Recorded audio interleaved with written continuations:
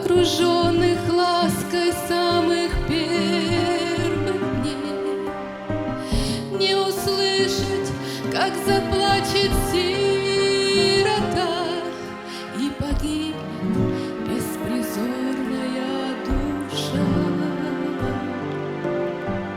Когда видишь горе вокруг себя, постепенно привыкаешь день ото дня, а потом однажды понимаешь вдруг, как стал равнодушным ко всему вокруг.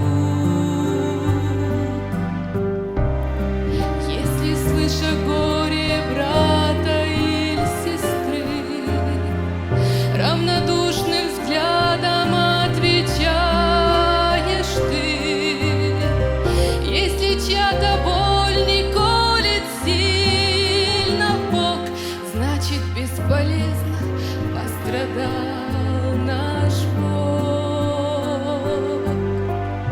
Как могу я только о себе просить, как могу я жизнью недовольной быть, путясь сострадания горит душа, только б в равнодушье не замерзла б она.